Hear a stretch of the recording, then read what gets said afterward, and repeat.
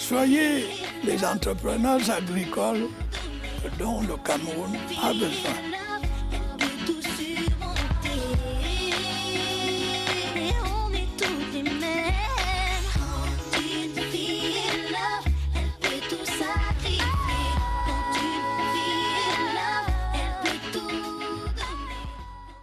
Mesdames, Messieurs, fidèles téléspectateurs de Jeunesse, parlons-en, bonjour et bienvenue à cette autre émission de la grande série consacrée à la promotion de l'entrepreneuriat agropastoral en milieu jeune dans notre pays. Pour cette édition de votre magazine, nous vous proposons de faire connaissance avec les jeunes éleveurs et agriculteurs basés dans la région du littoral, des jeunes très engagés et très volontaires. Merci à vous, jeunes gens de Pouma, de Manjo, de Penja, de Bekoko, de Bonono, Mambenge et de toutes les autres localités où l'équipe de production de Jeunesse Parlons-en est passée. Merci pour l'accueil chaleureux que vous nous avez à chaque fois réservé.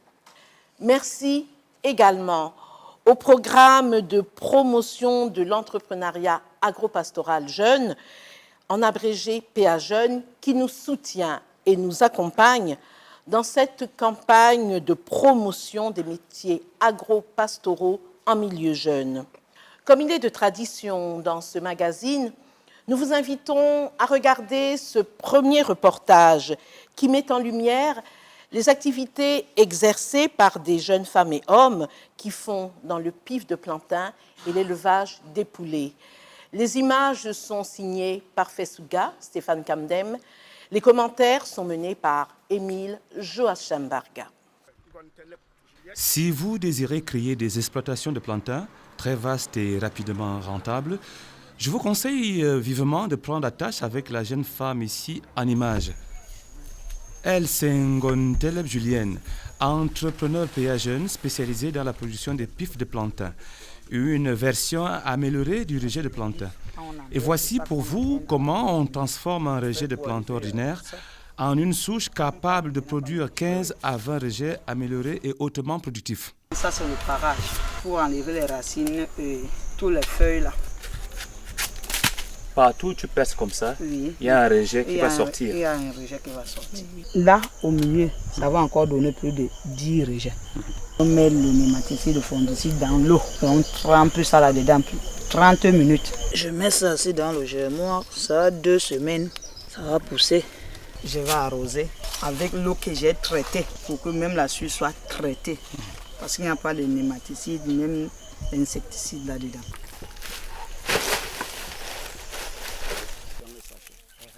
La suite du processus se passe dans une pépinière à aménager plus loin.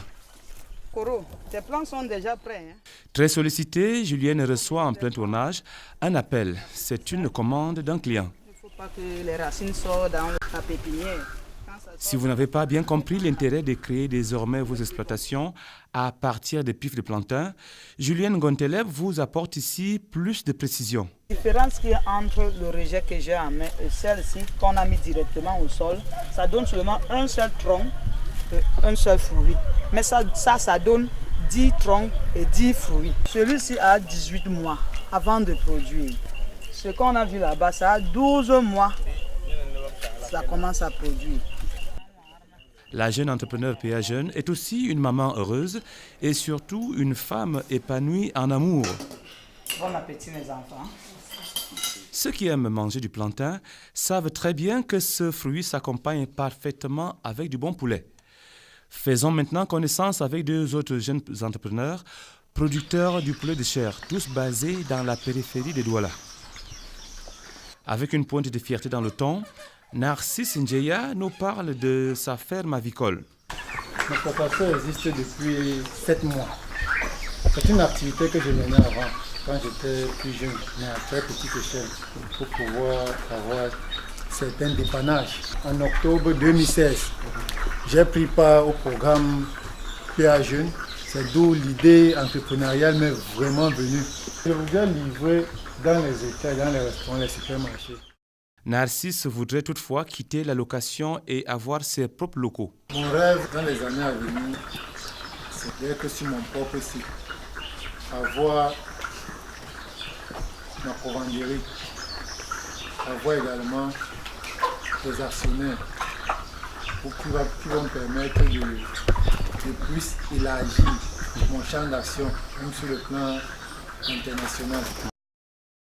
À l'autre bout de la ville, aux frontières du paysage urbain de Douala 5e, précisément au lieu dit Lendi, Nono Gomez tient lui aussi une ferme avicole artisanale. Et de tous les jeunes entrepreneurs péagènes basés dans la région du littoral, Gomez compte parmi ceux qui réalisent les meilleures ventes. Ces performances sont certainement la conséquence normale de l'observance stricte des conseils que prodiguent les cadres du programme, chargés du suivi des jeunes entrepreneurs. Et ce matin, justement, Gomez accueille Mme Ngobaïga Delphine, conseillère principale de suivi accompagnement.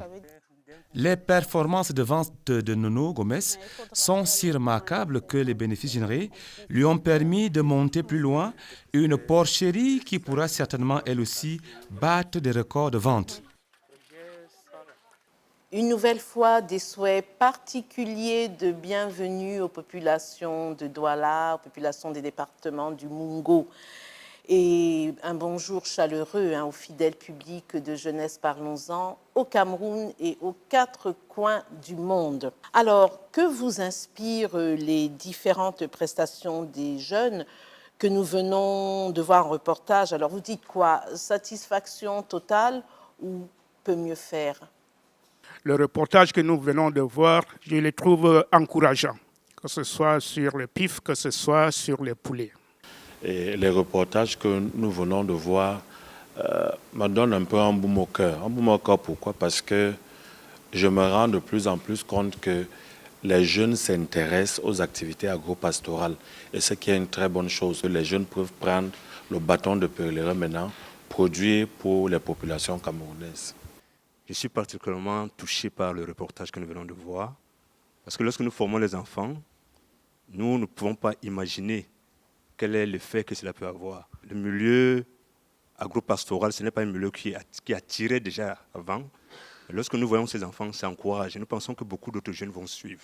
Ce reportage qui met en exergue ces différents jeunes nous permet de comprendre que aujourd'hui, non seulement les jeunes commencent à s'intéresser à l'activité, mais ils veulent le faire de manière durable. C'est-à-dire, ils sont déjà dans une logique d'entrepreneuriat et gagner de l'argent de manière durable. Si nous prenons l'exemple de la jeune dame qui, à partir d'une exploitation de bananes plantains, elle s'est dit « cette activité ne peut pas être durable si je continue à m'approvisionner chez n'importe qui, à obtenir ce qu'on appelle le tout venant ». Elle-même, elle décide de faire ce qu'on appelle en entrepreneuriat une intégration en amont. Ça, c'est une stratégie d'entreprise. Elle décide de faire une intégration en amont pour produire d'elle-même le matériel végétal qui va lui permettre de sécuriser la grande production qu'elle pourra avoir dans son exploitation de bananiers plantains. Nous comprenons qu'il ne s'agit plus ici des exploitations familiales telles qu'on le faisait avant pour la survie. Elle intègre véritablement une logique de durabilité dans son activité. Les images et l'interview que nous venons de voir est parfaitement émerveillant. Parce que nous, en tant que jeunes, lorsque nous voyons des autres, ça nous catalyse, ça nous motive. Jeunesse Parlons-en est une émission qui nous motive. Voilà, je voudrais remercier infiniment le dernier intervenant qui non seulement est galvanisé par ce que font ses pairs, mais qui en plus met une bonne note au magazine Jeunesse Parlons-en qui pour lui encourage les jeunes à être dans l'action. Voilà, écoutez, satisfaction, on peut dire, quasi totale. Ce premier reportage, je pense, motive plus d'un. Et c'est une bonne chose. Alors, à Pouma, à Manjo, à Penja ou ailleurs, nos jeunes entrepreneurs agro-pastoraux éprouvent des difficultés à vendre leurs produits du fait notamment des spéculations que pratiquent la plupart des acheteurs. Alors, comment peuvent-ils s'organiser pour vendre au meilleur prix? Quelles peuvent être les stratégies pour pouvoir vendre et que ça leur profite réellement. Quand un jeune lance une exploitation, que ce soit végétale ou animale, lorsqu'il n'arrive pas à écouler, directement il se décourage. Alors à cela, j'ai souvent eu à réfléchir. Je me suis dit, pourquoi ne pas créer une sorte de plateforme qui peut regrouper les exploitants et les commerçants, voire même les communicateurs. Dans la plateforme, il y a quelqu'un qui transforme, par exemple, tel que les jus d'ananas, et la personne n'a plus besoin d'aller dans un marché où les camions arrivent et autres pour passer sa commande ou se bousculer. La personne s'est dit, ah bon, tel producteur va faire sortir 60 000 têtes d'ananas, j'en aurais besoin de 30. Je pense que c'est l'une des premières solutions qu'il faudrait mettre en place.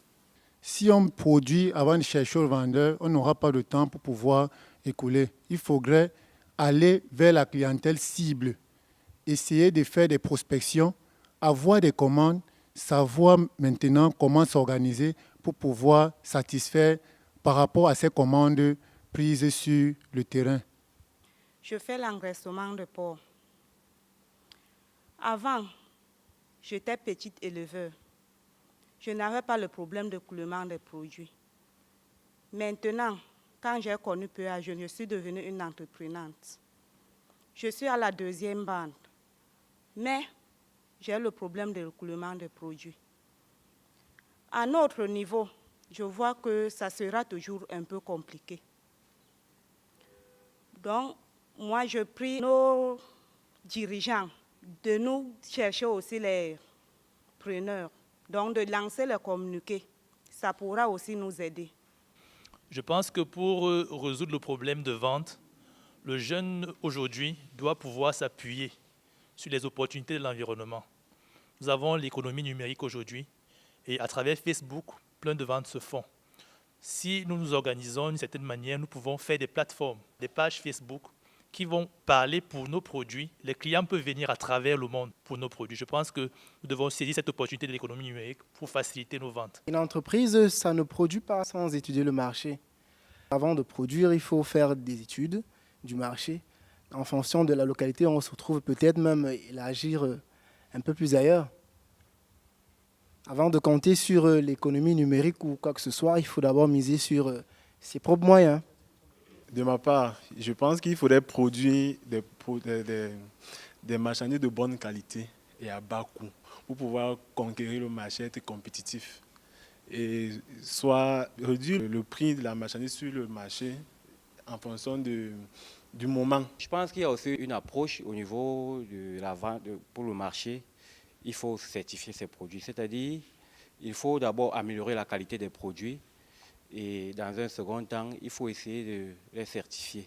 Que le processus de production soit bien connu et que nous puissions chercher des clients qui ne sont plus au niveau des marchés, mais peut-être au niveau des supermarchés. Le gros problème n'est pas de vendre, mais c'est on va à combien. Parce que sur le marché aujourd'hui, nous vendons le poulet, par exemple, à des prix à perte. Pourtant, les supermarchés, les prix n'ont pratiquement pas varié. Il y a le volet des regroupements pour mieux faire pression sur le marché et il y a l'amélioration de l'offre que nous donnons. La question à laquelle nous nous évertions à répondre a trouvé suffisamment de réponses de la part des jeunes eux-mêmes. Et je crois qu'il leur appartenait, eux, de répondre à cette question parce que c'est eux les entrepreneurs, c'est eux qui sont sur le terrain et c'est eux qui rencontrent un ensemble d'obstacles. Bon, après eux, maintenant, nous pouvons ajouter quelque chose. Moi, je dis, toutes les propositions qu'ils ont avancées sont valables, toutes. Mais maintenant, il faut les organiser. Et on ne peut pas les organiser en l'air. Ça veut dire quoi? Le problème qui est soulevé au fond est un problème d'accompagnement, tout simplement. Oui, créer, oui, fonctionner, mais fonctionner comment? Ils ont besoin d'accompagnement. Et c'est la raison d'être d'une structure comme l'Agence de promotion des petites et moyennes entreprises. Les problèmes soulevés montrent soit le business plan, surtout dans sa partie études de marché, n'a pas été très bien élaboré et on ne peut pas les blâmer parce que le temps d'incubation est extrêmement expéditif. 2 mois. En Allemagne, c'est 4 ans. On incube une entreprise pendant 4 ans. La pépinière nationale qui va bientôt ouvrir à aider se propose d'accorder 2 ans à ceux qui auront la chance d'y être admis. Mais quand on parle de 2 mois, pour quelque chose que les autres font en 4 ans, vous-même vous voyez le gap, ce n'est pas facile. Et donc il faudrait que sur le terrain, ces jeunes soient accompagnés pour pouvoir lever un ensemble d'obstacles. Accompagner, c'est quoi? C'est informer, c'est former, c'est mettre en réseau, c'est regrouper, c'est faciliter l'accès au marché, c'est faciliter l'accès au financement, tout un ensemble de choses. À partir des interventions des jeunes, nous sentons qu'il y a un certain nombre de points d'intérêt. Particulièrement, j'ai pu citer 3 grands centres d'intérêt. Le premier centre d'intérêt qui est noté ici, c'est l'identification du marché, parce que c'est un sérieux problème avec les jeunes aujourd'hui. Et l'identification du marché, je me suis réjoui que l'une des réponses soit donnée par les jeunes eux-mêmes, parce qu'il y a quelqu'un qui nous a dit ici, il faut vendre avant de produire, parce que l'entreprise commence par la vente. Il faut vendre avant de produire. Et lorsque nous regardons, il s'agit bien évidemment de ce jeune qui, dans le reportage, avait son petit secret et réussissait à tout vendre avant que la bande n'arrive au bout. Donc, vous voyez que ça, c'est un secret qui marche. Comment est-ce qu'on fait pour vendre avant de produire? Il faut être capable, avant de lancer sa campagne de production, d'identifier non seulement les clients qui vont acheter, mais les besoins réels du client. Parce que quand on parle du besoin réel du client, il faut savoir, si c'est au niveau de l'élevage porcine, il faut savoir quelle est la race que notre client peut acheter, à quel niveau ou bien à quel calibre est-ce que notre client peut acheter. Il y a un certain nombre d'informations qu'il faut d'abord obtenir du client avant de pouvoir entrer dans la production. Maintenant, on a noté également un autre aspect ici, c'est les aspects de qualité. Parce que quand on a identifié le client, il faut être capable de produire. Et quand on fait des produits de bonne qualité, notre réputation va nous précéder sur le marché. Et on ne sera même plus obligé d'aller faire de la promotion. Notre marketing va se reposer sur l'amélioration de la qualité du produit que nous avons. Et maintenant, il y a un autre élément très important qui est ressorti dans les interventions des jeunes, c'est des questions de plateforme. On a entendu parler de plateforme numérique par-ci et on a même entendu parler d'une plateforme physique. En réalité, il est important que les jeunes qui sont en train de travailler dans un même bassin, parce qu'on parle au PA jeunes de l'approche par bassin, il est important que ces jeunes soient interconnectés dans la chaîne de valeur. On parle de l'approche filière, parce que vous avez entendu tout à l'heure, il y a un jeune qui a pris la parole pour dire que son projet consiste à mettre tous les acteurs ensemble au sein d'une plateforme numérique. C'est un jeune informaticien qui crée une plateforme numérique pour interconnecter les acteurs. Il est soutenu par le PEA Jeunes, il n'est pas un producteur. Donc, ça, nous sommes dans la chaîne de valeur parce que lui, il est comme un souteneur, un facilitateur de la chaîne de valeur sans être un acteur principal. Et il peut créer une activité qui lui rapporte de l'argent. Maintenant, quand on parle de l'incubation, la démarche d'incubation au niveau du PEA Jeunes, parfois nous commettons des confusions. Les 2 mois dont on parle, il ne s'agit pas de 2 mois d'incubation. Il s'agit de 2 mois de formation initiale sur le site. Parce qu'à l'issue de cette formation, qui n'a même pas commencé pendant les 2 mois, parce qu'il y a d'abord le temps de préparation en facilitation qui dure à peu près 3 mois. Et quand il rentre dans la formation, il a entre 2 et 3 mois pour boucler un certain nombre de formations initiales. Et à l'issue de cette formation initiale, quand son plan d'affaires est financé, il se retrouve il rentre dans le circuit de ce que nous appelons le circuit de business coaching, c'est-à-dire le suivi accompagnement. Et dans le suivi accompagnement, il bénéficie de 3 cycles de 6 mois d'accompagnement. Donc si on essaye de comptabiliser tout ceci, nous nous retrouvons à plus de 2 ans d'incubation au PEA Jeunes. Donc l'incubation, ce n'est pas seulement cette période de formation de 2 mois qu'il va passer dans la structure qui l'accompagne pendant la formation initiale. Alors, des perspectives, quand on identifie ces différents problèmes, le PEA Jeunes s'est dit, il est très important de trouver des solutions à ces problèmes. En tant que perspective et les prochains pas qui sont envisagés pour résoudre ces problèmes de commercialisation, nous avons d'abord une initiative que nous menons avec le BIT et l'Agence nationale de la normalisation pour aller dans le sens de la labellisation des produits PEA Jeunes. Ça veut dire que nous allons mettre sur pied un label PEA Jeune pour mieux vendre le produit. Et il y a un des jeunes qui nous a dit tout à l'heure, il leur est difficile de vendre à des structures formalisées parce qu'on leur demande des documents. La labellisation du PEA Jeune sera structurée à 3 niveaux. Le premier niveau de labellisation, ce sera la formalisation de l'entreprise. Formalisation à travers la reconnaissance légale, mais aussi la formalisation à travers l'obtention des homologations spécifiques. Si nous sommes en élevage, il est important que votre ferme puisse être homologuée. Nous avons également, au deuxième niveau, la maîtrise des bonnes pratiques. Parce que si vous êtes dans une exploitation et que vous ne maîtrisez pas les bonnes pratiques de ce métier, il ne sera pas évident pour vous de vendre. Très souvent, le client arrive chez vous. Vous avez l'impression qu'il vient simplement acheter, alors qu'il vient voir comment vous procédez dans votre élevage. S'il se rend compte que les bonnes pratiques ne sont pas mises en œuvre dans votre exploitation, il ne reviendra plus jamais. Et le troisième point en ce qui concerne la labellisation, ce sera l'accompagnement vers des certifications spécifiques. Et à cet effet, nous avons même déjà des jeunes qui attaquent le marché européen avec d'autres produits. Peut-être on aura l'occasion de revenir dessus. Et le dernier élément en termes de perspective au niveau du PEA Jeune, c'est l'accompagnement pour la mise en réseau. Parce que tous ces jeunes, ils ont été sensibilisés sur la nécessité du réseau et ils ont décidé de mettre sur pied un comité restreint qui va porter le projet de réseau. Et le PEA Jeune vient de recruter un consultant qui va les accompagner dans les prochains jours pour mettre sur pied un réseau qui va les aider à mutualiser leurs efforts pour résoudre les problèmes de commercialisation. Vraiment, ça me fait chaud au cœur de voir ce que le PEA Jeune fait pour nous. J'ai longtemps cherché des documents pour faire ma propre structure d'élevage.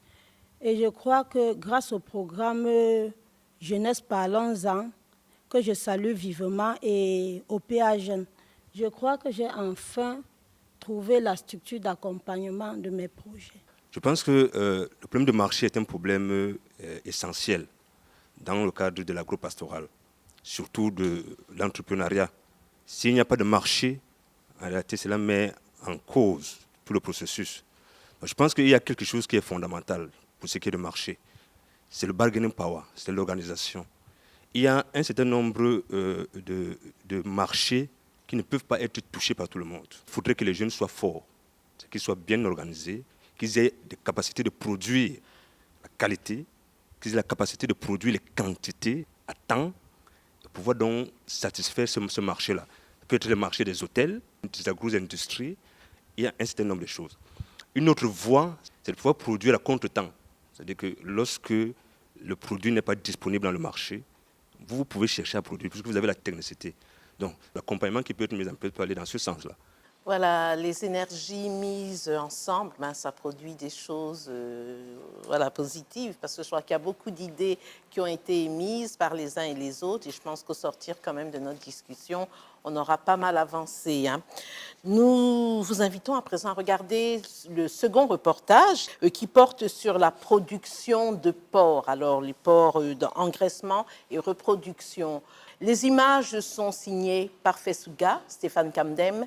Les commentaires sont menés par Émile Joachimbarga. Dans la région du littoral, la porciculture est une filière qui intéresse fortement les jeunes entrepreneurs agropastoraux. Pour la première escale, je vous propose de retourner à Pouma, plus précisément au village Lokdikit, rencontrer Madame Ngokoyok. Madame Ngokoyok tient un premier enclos destiné à la reproduction porcine. À 100 mètres de là, elle a fait construire un second enclos réservé, lui, à l'engraissement. Et on soupçonne déjà une certaine complicité entre ces bêtes et elle. En effet, dès qu'elle arrive, les bêtes entonnent aussitôt une sorte de clameur.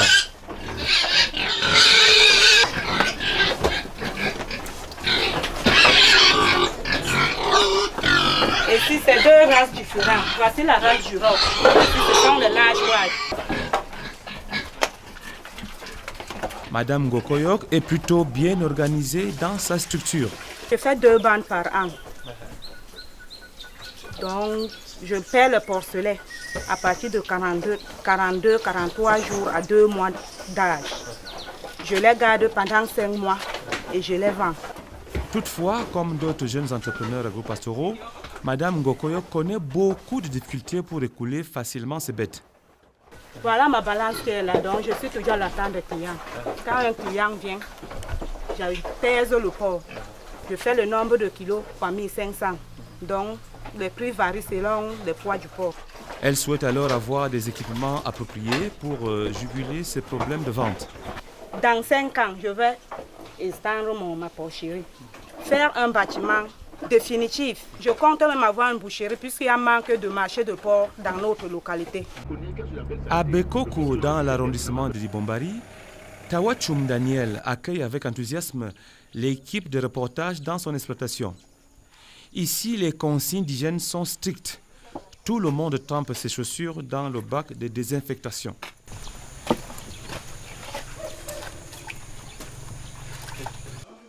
Après avoir terminé ses études en Europe, Daniel a choisi de se lancer dans la porciculture avec l'appui et le soutien de ses parents. Je suis né dans une famille où l'élevage c'est la passion. Parce que moi, chez nous, mon oncle, mon père, mon grand frère, ils font dans l'élevage des poulets de chair. Bon, moi j'ai décidé de diversifier en fait. C'est pour ça que j'ai préféré me lancer dans l'élevage des porcs. J'ai mon père qui m'appelle de temps en temps parce que là, vous savez, quand vous perdez pas mal de sujets, ça vous traumatise quoi. Donc mon père me donnait non, ça va aller, il n'y a pas de soucis, ne t'en fais pas, tu vas te relancer. Donc avec la grâce de Dieu, c'est avec ça que je me suis relancé et avec la bénédiction des parents quoi. Donc il est proche. Son personnel veille particulièrement sur l'hygiène des locaux pour la santé des bêtes.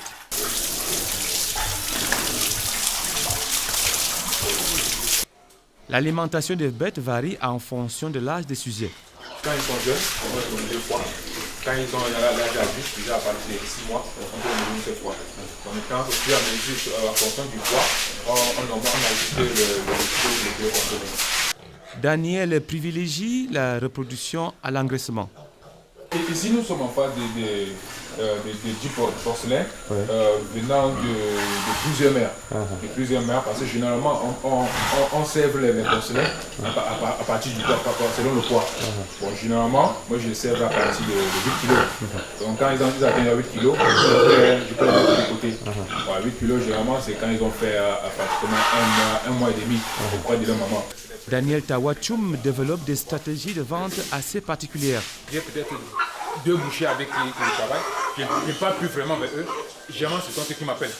Mais si je l'appelle, ils vont venir, donner le prix qui ne va pas. C'est mieux d'attendre qu'ils ont peut-être en rupture. Ils vont m'appeler pour me dire comment faire le porc et puis voilà. Et je vais le vendre. Pour résister aux mauvaises pratiques de certains clients, il voudrait avoir des équipements de pointe. Dès lors que j'aurai une charcuterie, je pourrai avoir la capacité de stocker mes bêtes et de les retirer progressivement. Cependant, le rêve ultime du jeune entrepreneur, c'est l'extension de son exploitation. Mon objectif en ce moment, c'est de pouvoir déjà bâtir ceci et de remplir des bêtes en fait. Normalement, la capacité de la deuxième ferme ici est de pratiquement 400. Tout à côté, d'autres bâtiments destinés à l'aviculture attendent eux aussi de reprendre du service. Voilà, alors après cette expédition dans le monde, dans l'univers des porcs, je vous pose cette question, peut-être je la pose avant tout à monsieur le délégué du ministère de l'élevage et des pêches et des industries animales. Beaucoup de jeunes se posent des questions sur les races de porcs. Alors, quelles sont les races les plus conseillées pour l'élevage de porcs et où trouve-t-on ces races-là et à quel prix les vend-on? Il faut d'abord dire que l'un des piliers importants pour la réussite de l'élevage de porc, c'est le matériel animal. Ça veut dire la souche qu'on élève effectivement. Et par rapport à cela, le ministère est en train de disséminer actuellement la race Naïma, qui est une race qui est extrêmement prolifique. Ça veut dire qu'une femelle donne beaucoup de petits, dont les femelles également sont de très très bonnes mères et dont les potentialités bouchères sont extrêmement excellentes. Et c'est une race qui est diffusée à partir de la station d'impulsion et de modernisation de l'élevage qui est localisée à Koundeng et où on peut effectivement s'approvisionner en porcelain pour le développement de son élevage.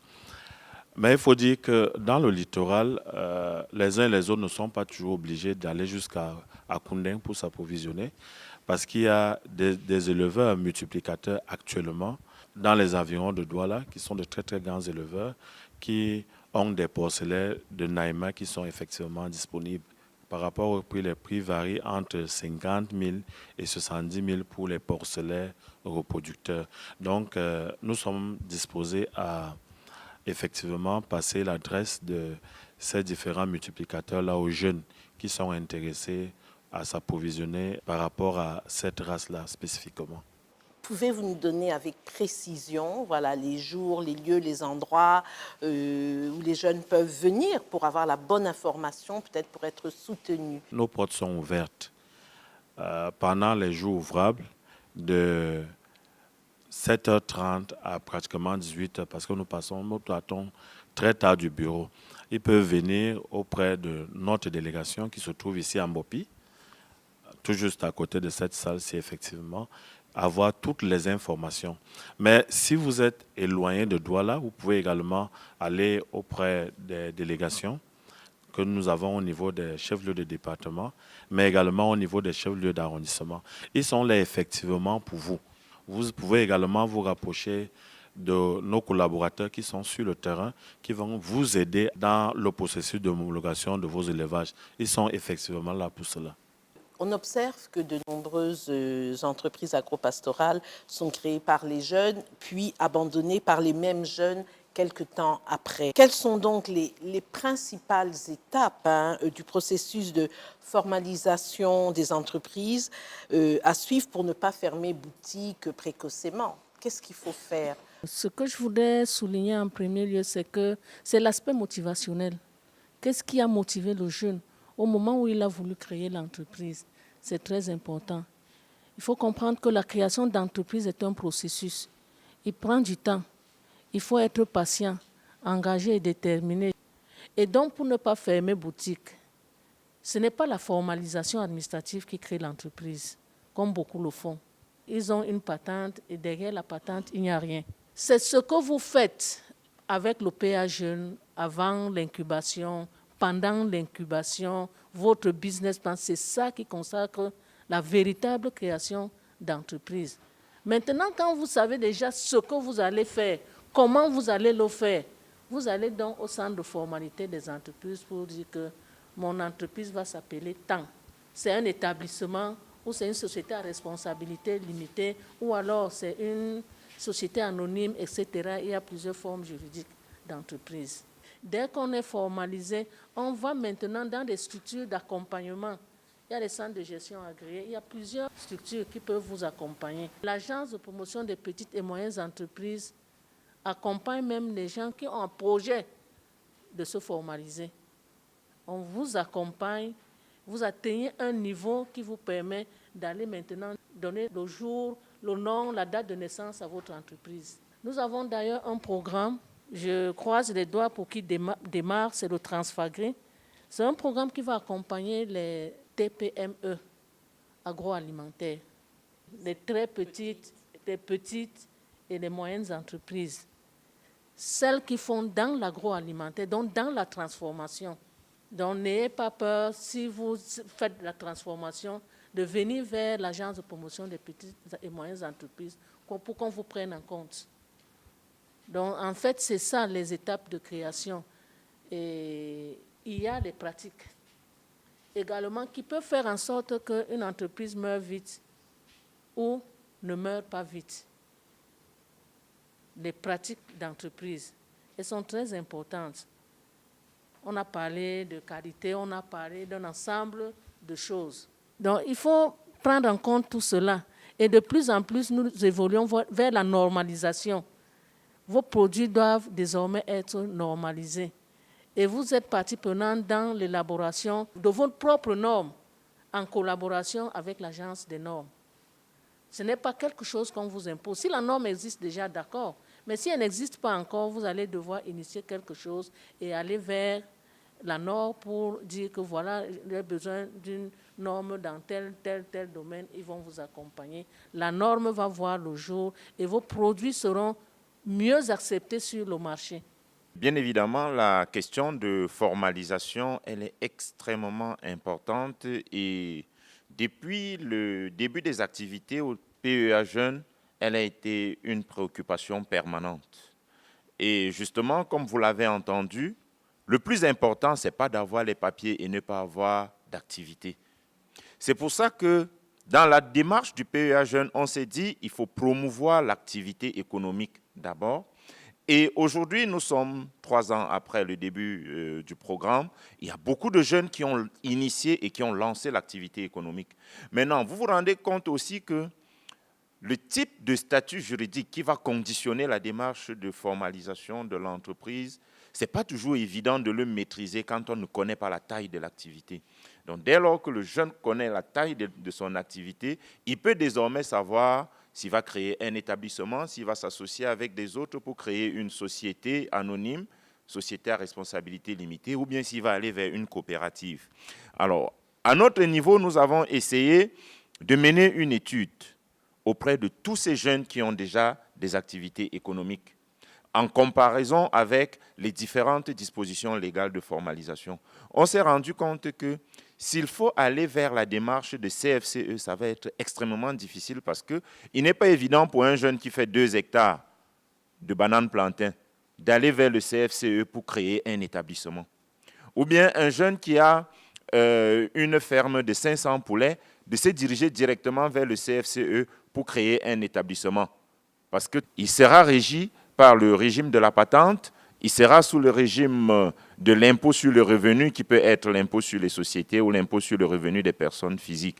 Donc l'alternative que nous avons trouvée au cours de notre étude, c'est cette initiative qui a été prise par le MINMESA en association avec les communes pour favoriser un statut spécifique qu'on appelle le statut d'artisan. Nous avons travaillé avec les conseillers qui accompagnent les jeunes sur le terrain.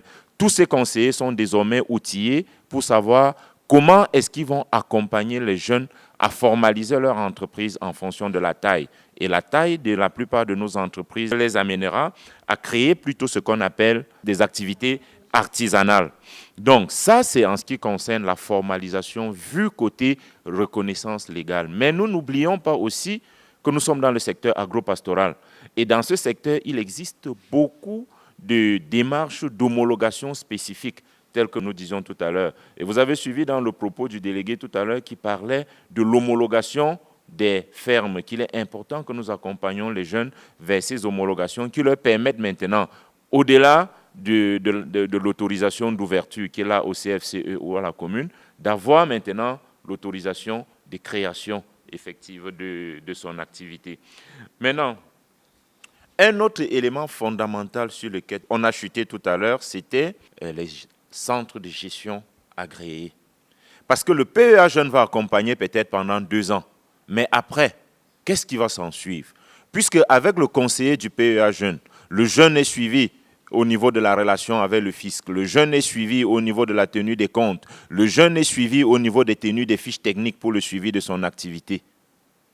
Le PEA Jeune travaille depuis un certain temps en collaboration avec sa tutelle, le MINADER et le MINEPIA, avec le MINMESA pour organiser et participer effectivement à des campagnes de sensibilisation sur les centres de gestion agréés. Et notre perspective maintenant, c'est de pouvoir formaliser des partenariats avec des centres de gestion agréés qui se trouvent dans les bassins de production pour que quand le jeune sort de notre circuit d'accompagnement, qu'il intègre directement un centre de gestion agréé qui aura un cahier de charges bien précis pour continuer son accompagnement. Voilà, nous vous proposons maintenant le 3e et dernier reportage qui donne une visibilité sur la production et la transformation d'ananas. Stéphane Kamdem, Parfait Souga signe la caméra. Émile Jachambarga fait le commentaire. Nous sommes ici au centre d'incubation pilote de la Chambre de commerce, d'industrie, des mines et de l'artisanat au quartier Bonaberi à Douala. C'est ici que Tewa Kwam Karel tient son entreprise de transformation d'ananas.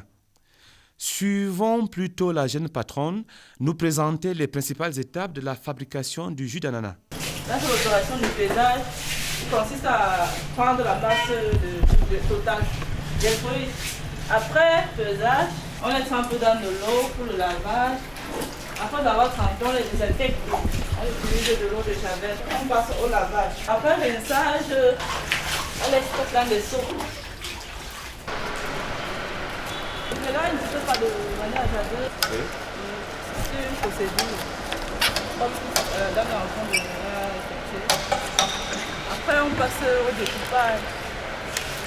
Le paysage consiste à pouvoir connaître la marque du fruit. Après, pelage.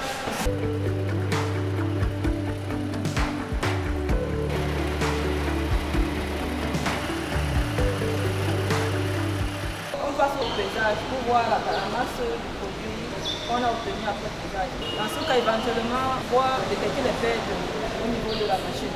Ça, c'est la filtration. Cela consiste à mettre les jus dans les sacs pour les passer à la presse. Ici, nous utilisons une presse manuelle.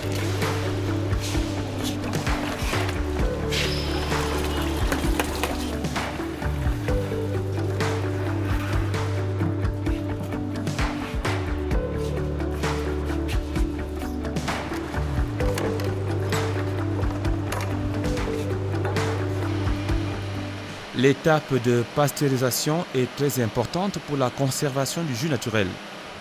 Pour pouvoir s'assurer que la bouteille a été pasteurisée à la température souhaitée, on utilise pour cela un thermomètre à sonde. Pour vérifier la température, on frappe le thermomètre dans l'eau et on dit la température que ce thermomètre affiche. Donc la température doit être à 80 degrés Celsius. L'entreposage est l'étape ultime avant l'exposition-vente dans les rayons des supermarchés de Douala et de Yaoundé. Pour produire du jus d'ananas, il faut déjà avoir des fruits disponibles en quantité et en qualité. À cet effet, nous vous proposons une autre excursion, cette fois-ci au pied des montagnes majestueuses du Mungo, rencontrer des jeunes producteurs d'ananas. À Manjo, plus précisément au lieu-dit Lala Village, Sougou Willy Brice nous offre une véritable formation rapide et gratuite sur la production d'ananas de qualité. Et cela va du choix du sol à la technique de prélèvement des rejets, en passant par le respect des distances entre les plants d'une part et d'autre part entre les différents sillons. Entre le sillon-ci et celui-ci, c'est 90. Maintenant, entre ce plan-ci et celui-ci, c'est 40. Entre le rejet-ci et celui-ci, c'est 28. Donc, on dit 90 fois 40 fois 28. C'est pour atteindre un certain poids de fruits. Parce qu'on demande les fruits de 2,4 kg à 1,4 kg. Lorsque vous espacez plus, vous devez avoir de très gros fruits. Là, maintenant, c'est pour le marché local, c'est même plus pour l'export. Notre excursion se poursuit à Manjo, au village Namba, où l'exploitation de Vugos Emmanuel n'attend plus que la phase de récolte. Mon ananas est cultivé pour être vendu à l'export et c'est la variété Cayenne lisse. Ce sont les acheteurs de l'exploitation qui vont venir récolter et quand ils vont récolter les restes parce qu'ils font des tris. Les tris seront achetés par des commerçants locaux, à l'occurrence les Bayam Selam.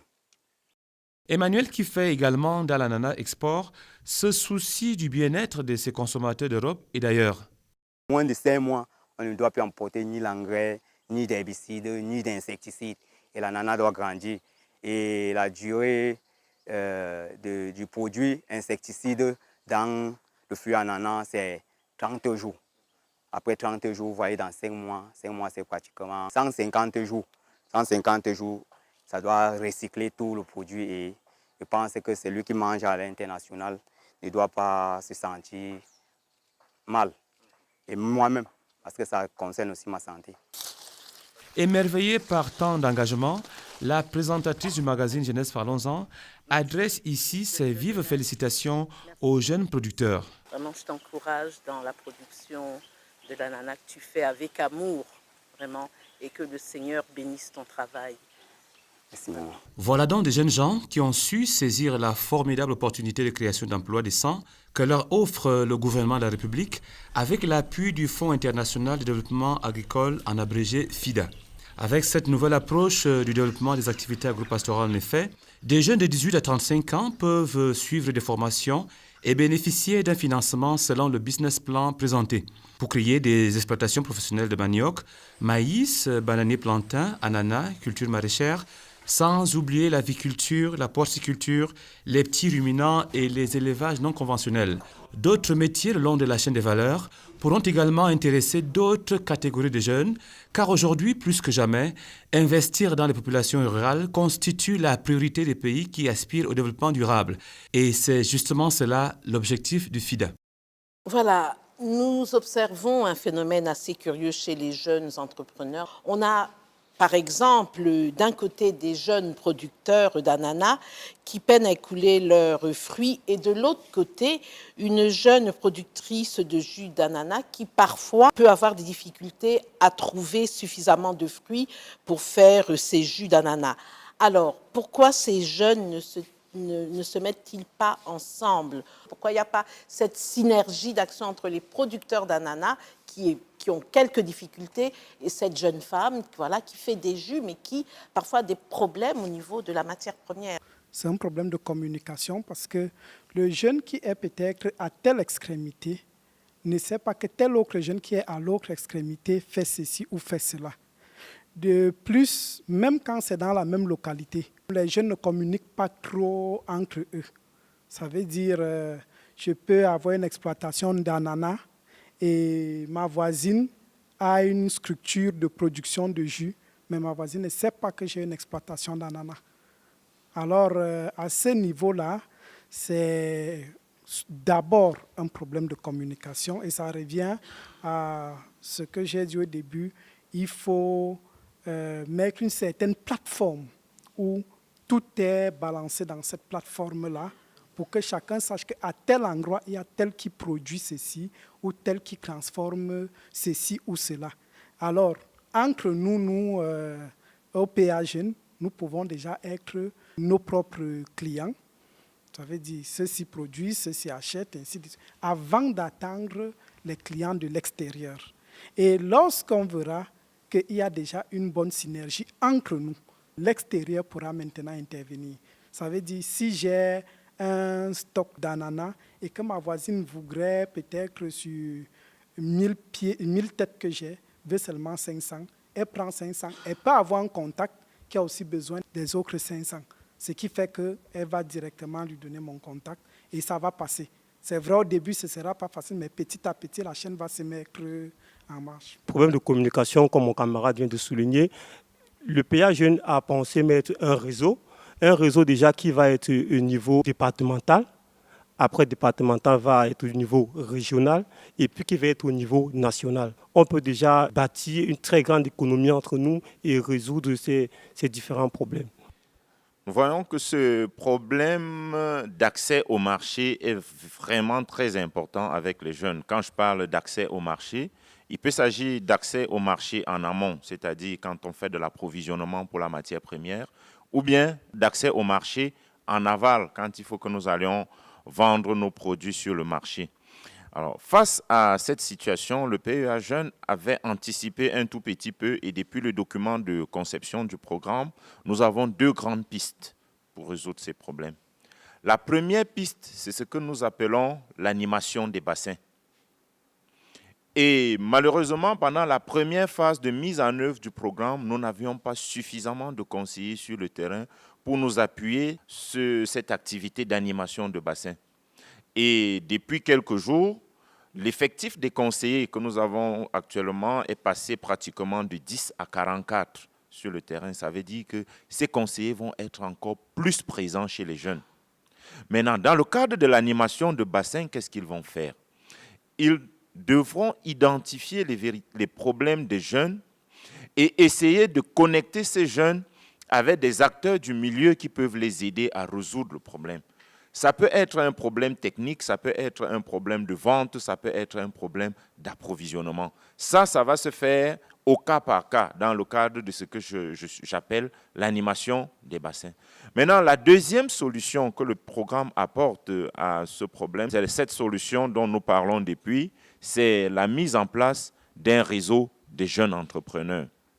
Mais nous notons qu'il n'est pas conseillé de créer ce qu'on appelle des relations d'interdépendance dans la chaîne de valeur. Parce que s'il y a de l'interdépendance qui se crée et qu'il y a un problème dans la chaîne d'approvisionnement, il y a un maillon ou bien un acteur qui va avoir un sérieux problème. Nous avons essayé ceci pendant les premières cohortes, où quand les jeunes se retrouvaient dans les centres d'incubation pour la formation, on essayait de faire tout de suite une organisation pour dire, si nous sommes dans la filière poulet, quels sont ceux qui peuvent faire d'abord des préchauffages et avoir des poulets de 21 jours? Est-ce que ceux-là ne peuvent pas travailler d'abord pour approvisionner ceux qui pourront être dans l'engraissement du poulet? Ils ont créé ces relations-là et puis il y a eu une mise en relation à travers de petits réseaux virtuels pour cette activité. Mais nous nous rendons compte que les timings de mise en œuvre des activités ne sont pas assez calibrés. Si nous revenons sur le cas des deux jeunes sur l'ananas dont nous parlions tout à l'heure, la jeune dame qui a fini son plan d'affaires, qui a été validé, qui a obtenu le financement, a besoin tout de suite de commencer la production. Elle est au CIP, elle a besoin de commencer la production. On va la mettre en relation avec quelqu'un qui a un projet de production d'ananas, qui à son niveau aussi est en train de commencer la production. Et nous avons suivi dans le reportage que les premières récoltes en ananas se font à 12 mois. Donc pendant les 12 mois, la jeune dame a besoin de vivre de son activité. Qu'est-ce qu'elle va faire? Elle est obligée d'aller collecter sur le marché. Deuxième facteur critique également par rapport à l'interdépendance qu'il faut que nous évitions, c'est que le jeune qui produit l'ananas nous dit que son premier marché, c'est le marché certifié de l'Union européenne, qui est un marché qui obtient de l'ananas calibré. Ça veut dire que les seuls fruits qui peuvent être vendus à cette jeune qui fait la production des jus de fruits, ce sont les écarts de tri. Donc, elle ne peut pas bâtir véritablement une stratégie d'approvisionnement sur des écarts de tri qui sont parfois éventuels. Ça varie entre 40 et 50% dans les exploitations d'ananas. Donc, si elle a une masse d'approvisionnement, une masse de fruits qu'elle attend en se disant qu'il aura des écarts de fruits de 40%, en amont, Emmanuel, lui, qui dans sa plantation s'est dit « Ma stratégie n'est pas sur l'augmentation des écarts de tri. Ma stratégie se base sur l'augmentation des fruits calibrés. » Donc, quand lui travaille pour avoir des fruits calibrés, elle va attendre des écarts de tri qui ne seront pas nombreux. Donc, par rapport à ça, nous évitons de créer des relations d'interdépendance qui peuvent, à un certain moment, créer des failles dans la chaîne de valeur. Donc, vu ces aspects-là, il est important de mettre un accent, comme j'ai dit, sur le réseautage de manière globale et ensuite de favoriser aussi l'animation économique pour que les conseillers les aident à multiplier des sources d'approvisionnement pour leurs produits. Voilà, nous allons sortir de notre discussion et je voudrais dire qu'on observe quand même une chose, et cela est indéniable, c'est que la demande est très forte pour tout ce qui est demande en produits agro-pastoraux. Nous sommes dans le littoral, on sait qu'à Douala, il y a une multitude d'hôtels, il y a une multitude de restaurants. Il est sûr que ces gens-là ont quand même toujours besoin d'être approvisionnés. Je voudrais dire, dans toute chose, il y a l'équation personnelle qui joue.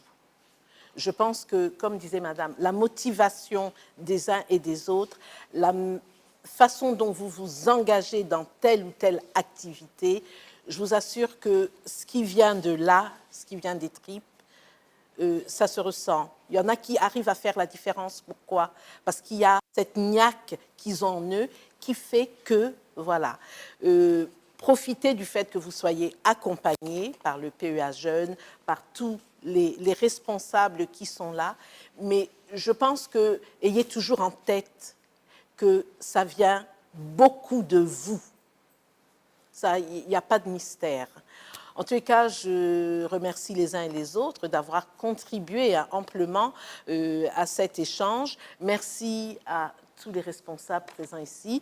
Un grand merci au PEA Jeunes qui nous accompagne dans cette campagne de sensibilisation aux métiers agro-pastoraux. Au plaisir de vous retrouver très bientôt dans le cadre du magazine Jeunesse Parlons-en. Au revoir et bon courage, bonne continuation. Croyez-y, accrochez-vous et ça marchera. Au revoir et au plaisir.